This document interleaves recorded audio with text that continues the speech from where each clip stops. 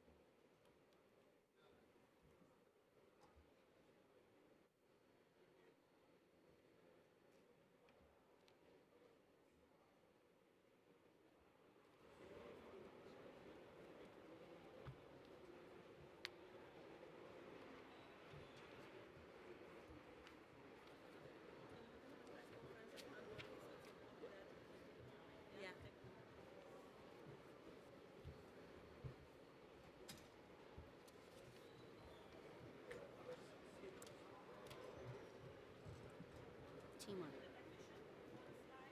No slide.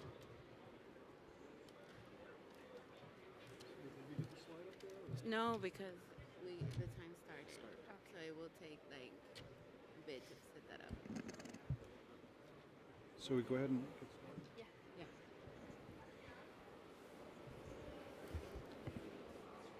Okay. Welcome, everyone. My name is Mark McCaffrey, and I'm a co-focal point and founder of ECOS. ECOS is the Education, Communication, and Outreach Stakeholders Community, and we are about 3 years old, so we're still developing our own capacity, and we're still growing, but our goal is to support capacity building around action for climate empowerment and all the related efforts of education, training, public engagement, public access to information, international collaboration and cooperation that are part of the Action for Climate Empowerment, or ACE, program.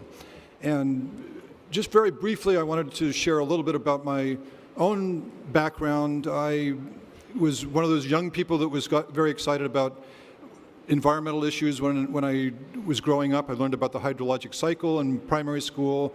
I watched Jacques Cousteau television programs, and eventually, many decades later, I was focused mostly on water and water education, and from there I got involved with climate education about 20 years ago. So fast forward to 5 years ago, and I was able to attend a subsidiary body meeting of the UNFCCC, United Nations Framework Convention on Climate Change, meeting in Bonn, Germany in 2015. And there was a dialogue for Article 6 of the convention, which is all about those elements of education, training, public engagement, and so forth. And it was a fantastic dialogue, and I was excited about the potential for developing a supporting network to help the Secretariat and help the focal point people so that they can better deliver the teacher professional development programs, the community engagement programs that are so vital for climate action. So we asked the Secretariat if we could start a constituency or community, and just before the Marrakesh COP, we were given the green light to do so. And so ECOS was born from those early days 3 years ago. It seems like many years ago, but it wasn't that far back. And I think in those past 3 years, we've benefited from the guidance of a number of people like Miro Polzer, who's been instrumental in helping us through the process, which is often complicated. So we are now reaching the point where we've started to develop enough capacity that we can actually help others with their capacity building efforts. And we have a vision perhaps of next year having a pavilion at COP26 in Glasgow. There's many, many things that we're doing between now and then. So please visit our website, climateecos.org. I think the one other thing I want to share with you that I find personally exciting is the idea of scaling our efforts at a kind of a community level. Of course, the United Nations is focused on national levels, and nations vary in size from over 1 billion people to a few 100,000 people. And yet, we're finding from research that actually there's kind of a sweet spot for climate action of around 100,000 people.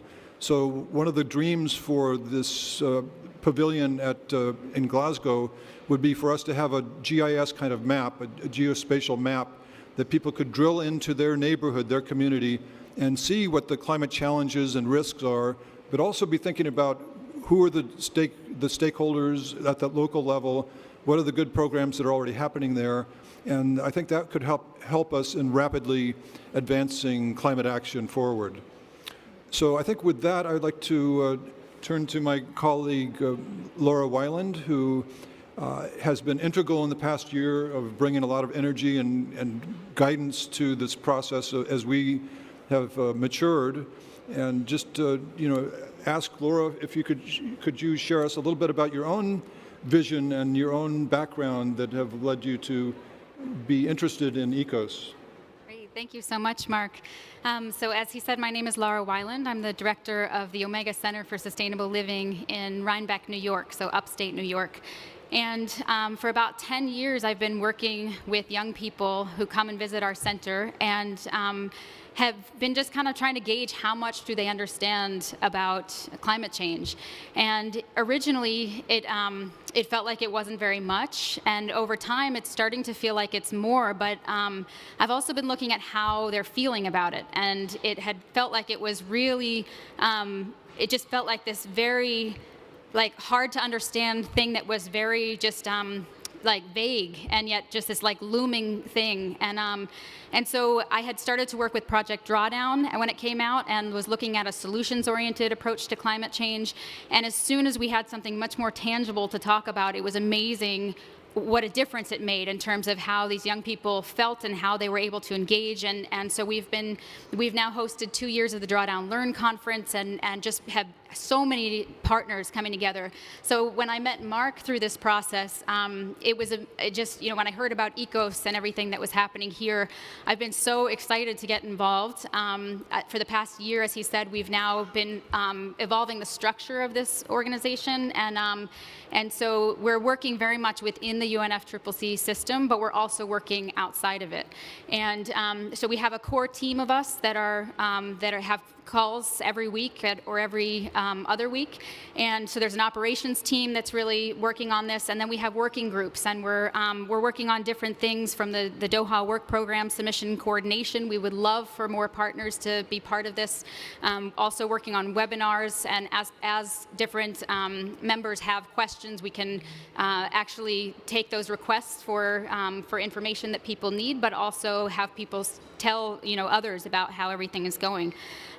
The other thing that's really exciting is that we're really now ready to take on more regional representatives all around the world. And so we've been here at COP25, we've been meeting so many different partners and really looking to have quarterly calls in the next year where we'll get to hear from all of you in terms of what's happening in your region, how it's going with the ACE National Focal Point, if you have one that you're connected with, and then also what are the organizations in your area, and feeding that information back, the successes and challenges, so that you can actually see what's going on in the rest of the regions around the world as well. And as Mark said, we're working on all different levels. So in my county, we're really starting to look at what would it mean to work with a group of people right there on the ground within the county, where we map out all the schools, and we actually know the school boards and the Chamber of Commerce and all the different local government, and we're working there. But if we have these groupings all over the place where we're seeing each other do that, then in the ECOS level, on the global level, we're actually talking about local action connected to the global strategy. And that's really the goal, is that nobody feels like their work is a drop in the bucket, but we see ourselves as part of this global community and strategy going forward. So there's so many different engagement efforts, and I wanted to pass it over to Isatis to tell us more about that. Yeah. Thank you, Laura. As she said, my name is Isatis Intron, and I'm really, really interested in ECOS because it's a way to push forward knowledge and the truth of climate change. I'm a climate scientist, and often, so I work in the cryosphere, but I'm from Puerto Rico.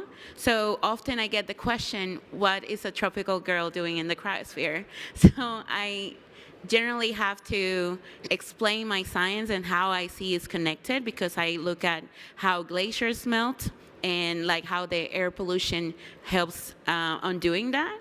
So I need to break that down for my community back in Puerto Rico for them to see some relevance. And we know that we are connected through sea level rise and all of those things, but often we get these IPCC reports that are a great effort, and often with my colleagues, we often think about communication, because we have a group of PhD students. I'm a PhD student, and we're reading the IPCC report, and we're often talking to ourselves, asking, do you get that this is saying this or that?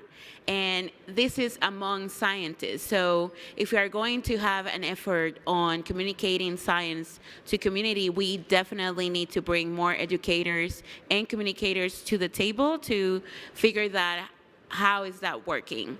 And outside of my climate science hat, I have like an engagement hat between like the NGOs. My NGO is part of the NGO I work. It's called CCE, so it's climate citizens climate education. So that is part of ECOS, right? ECOS is a network of networks, and in that sense, we are very, very interested in engagement and bringing non-stakeholders into the table, because often so many diverse voices are left out, and we want to make sure that we bring everyone to the table. And ACE, that is the Action for Climate Empowerment, has 6 elements, and some of these elements are public access, education, engagement, and how can we support that and enhance that between our regions. So we're trying to, as my other colleague said, of building this network of people that are connected through their areas, and that can help us better understand how the ACE strategy is working and where are the gaps that we can collectively fill. And that makes me really, really hopeful, because I think education and that sharing of knowledge could really raise the ambition that we all need,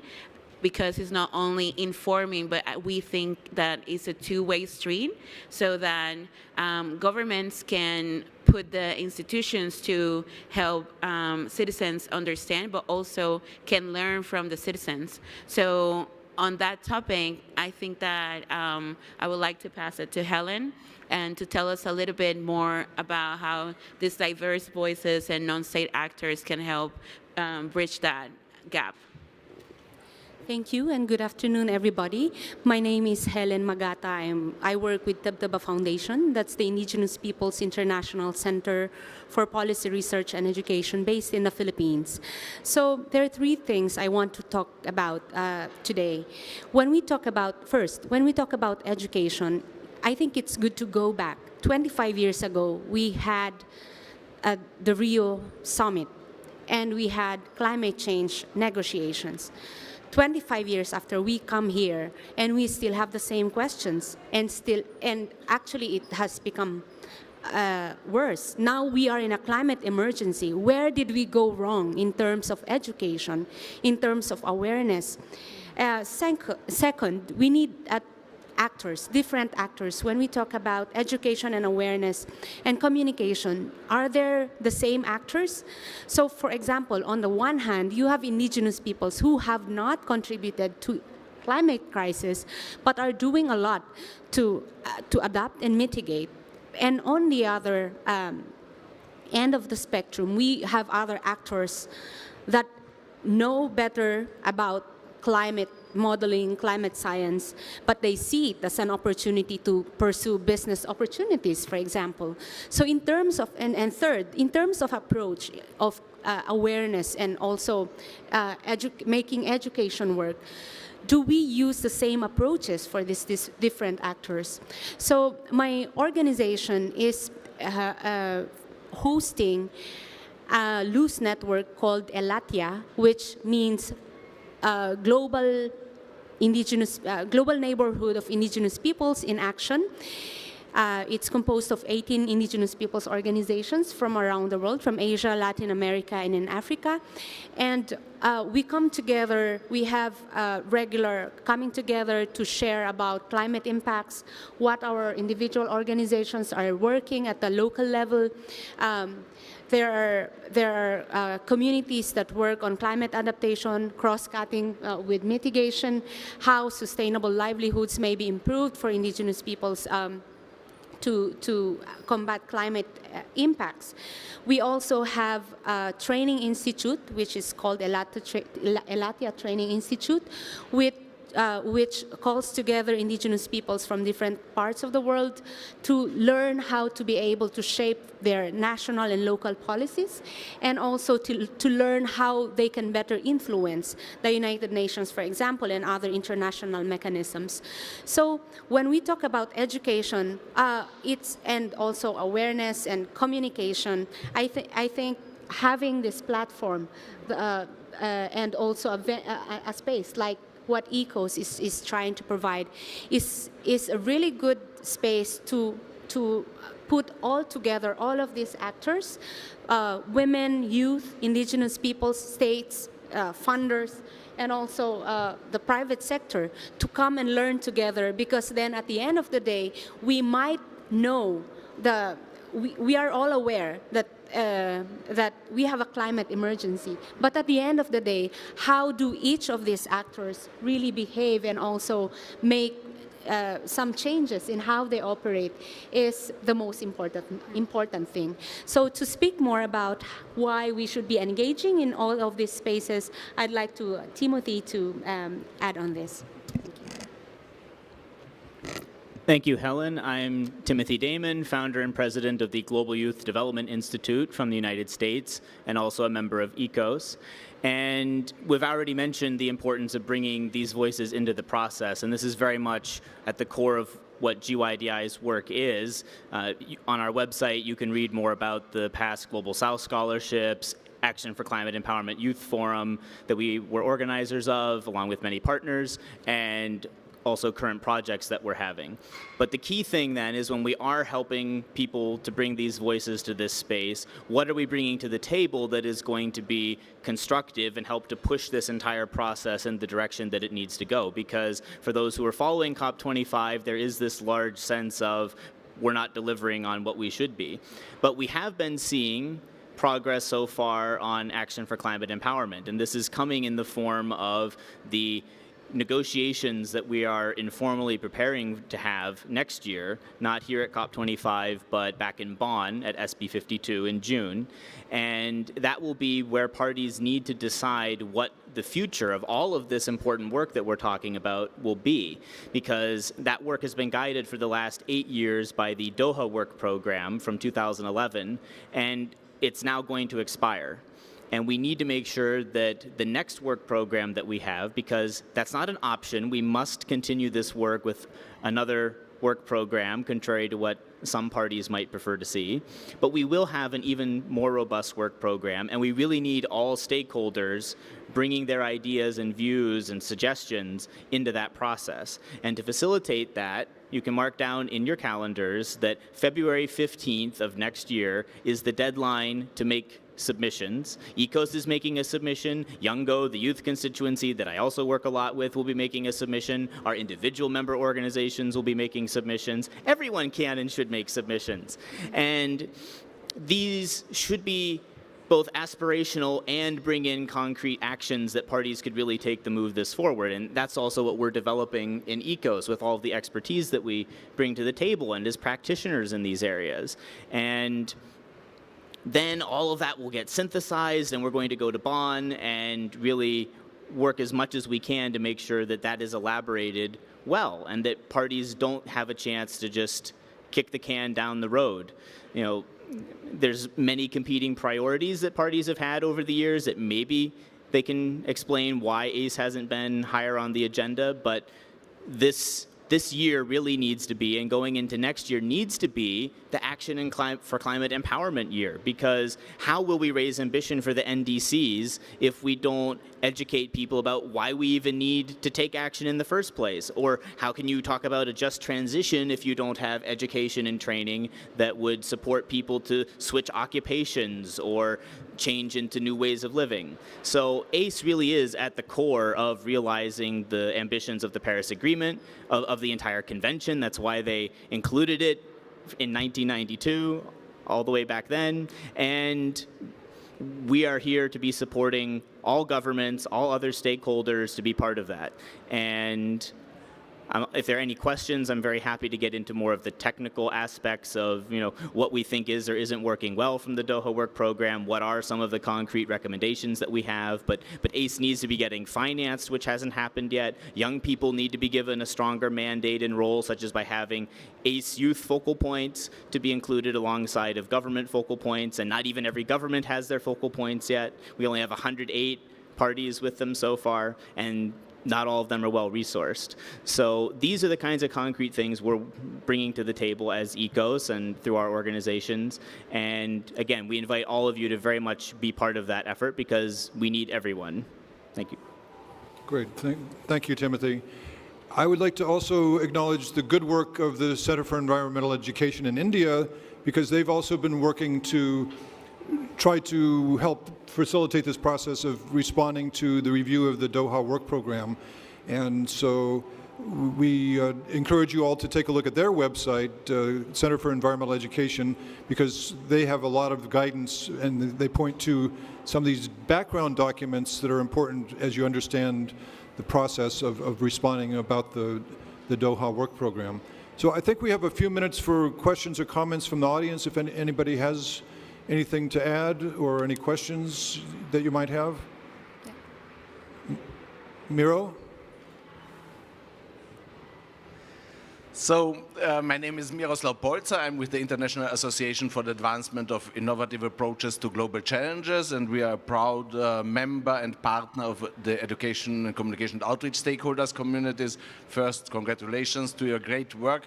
What I wanted to comment and to add on is, Mark has already briefly mentioned it, that we are thinking of Pavilion, a new type of engagement and innovation space, and our organization is also involved and co-founding member of the digital innovation community, and we are now working on setting up a digital innovation pavilion, which will have a physical manifestation at COP26, but also a manifestation in the virtual world with consultations and participation opportunities based on the internet.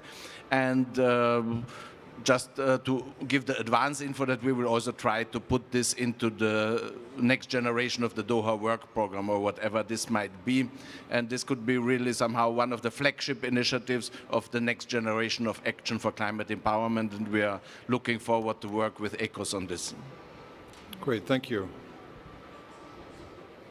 Anybody?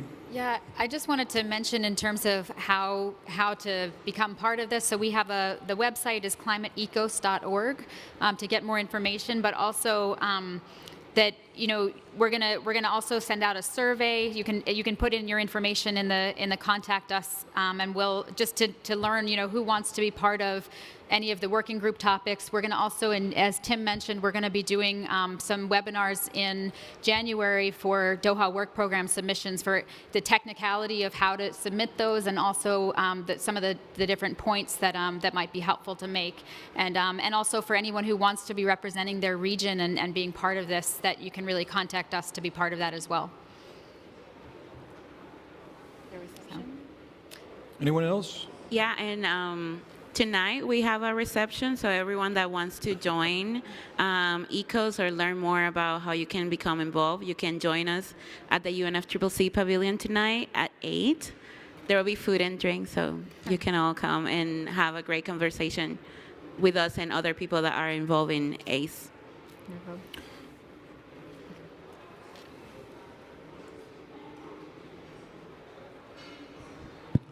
Thank you. This is Karthika Sarabhai from Center for Environmental Education.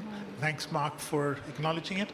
We're working with ECOS and with the partner networks of UNESCO and anyone else who wants to join. I just wanted to emphasize how important it is what was said from the dais. Last time for the Doha program, when they opened it up, I believe they only got 7 suggestions coming from the community. And I think this time many of us, Mark, myself, and several others, said that we must get this information across the February 15 deadline. We might do a joint consultation in January and plus separate ones. I think there's no restriction on this, but I think it's important that all the points get covered, because during the 10 years, there is a limited amount of change you can do. And it's important that we get the program right, including really ask for proper funding for this program, because I think it's a very important part.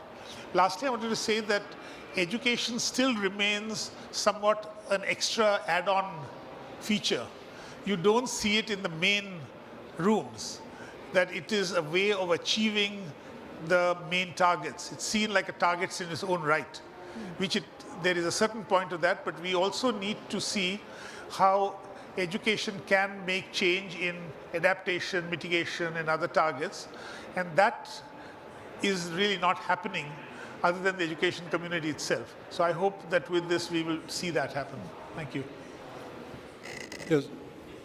Yeah, thank you very much for highlighting that. And just to completely agree that, the key points for a new work program are very much addressing the funding gap, addressing the lack of proper metrics and reporting for how do we even assess that we're making progress on action for climate empowerment.